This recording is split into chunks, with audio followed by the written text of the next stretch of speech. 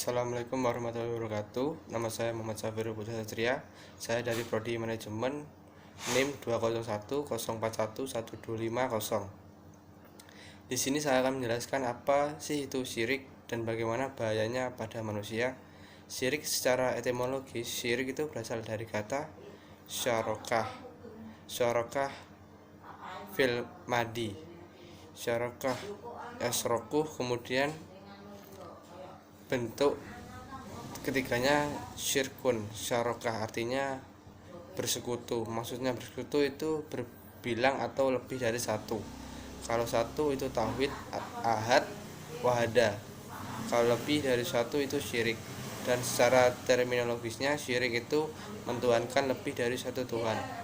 Satu Tuhan bahasa akademisnya monoteisme. Monoteisme yaitu paham keyakinan yang hanya bertuhan satu, mengesahkan Tuhan satu dan menyembah Tuhan satu. Dan kemudian syirik sering kita menyebutnya polytheism. Polytheism yaitu paham meyakini ada banyak Tuhan. Jadi kesimpulannya syirik itu mentuhankan lebih dari satu Tuhan.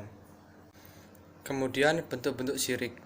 Bentuk yang utama, orang menyembah selain Allah. Misalnya kita tiba-tiba sholat, kemudian sholatnya menghadap ke batu. Namun itu banyak tidak disadari bahwa itu bisa dibilang sudah syirik atau setidaknya masih berhubungan dengan syirik. Dan apa saja bentuk-bentuknya? Yang pertama, pergi ke dukun dan mempercayai dukun. Ketika kita hendak pergi ke dukun, dalam hadis, orang yang kemudian datang ke dukun itu telah kafir jika dia mempercayainya.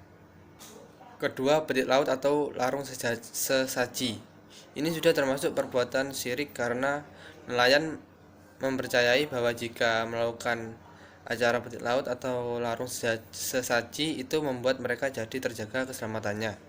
Hasil panen yang melimpah membuat mereka melimpah, dan perbuatan itu hampir mendekati kesyirik. Kemudian hal yang berbau ritual itu haram. Kemudian ada juga yang dinamakan jimat, dan jimat itu bisa berbentuk aki, keris, dan lain-lain. Kemudian meminta ke makam. Berjarah itu dianjurkan, tetapi kalau jarah itu meminta kepada penghuni makam itu, kemudian itu dinamakan syirik. Contohnya kita berjarah ke makam sunan-sunan. Kita disunahkan berjarah untuk berdoa, bukan meminta-minta, dan itu bentuk syirik. Kemudian ada juga yang modern, yaitu astrologi. Contohnya kita percaya pada tanggal lahir kita atau pada bintangnya, tapi kalau kita mempercayainya itu syirik. Jadi ada banyak ragam model-model syirik mulai zaman kuno sampai zaman modern, dan itu adalah gambar-gambarannya. Penyebabnya orang percaya kepada semua hal tersebut.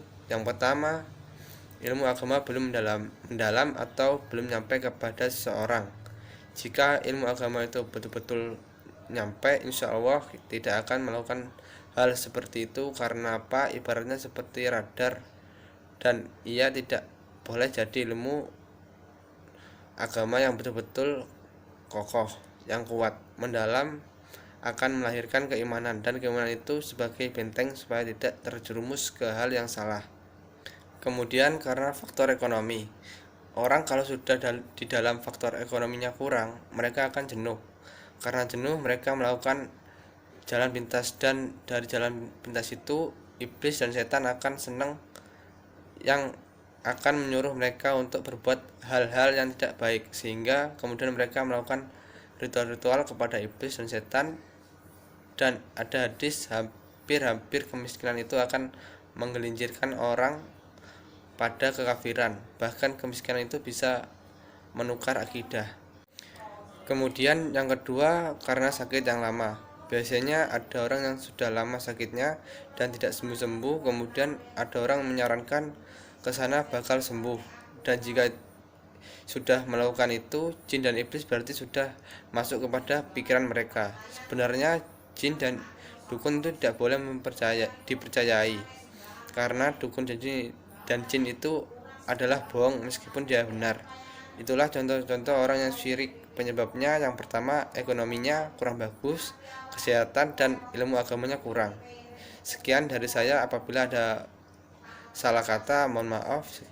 Assalamualaikum warahmatullahi wabarakatuh.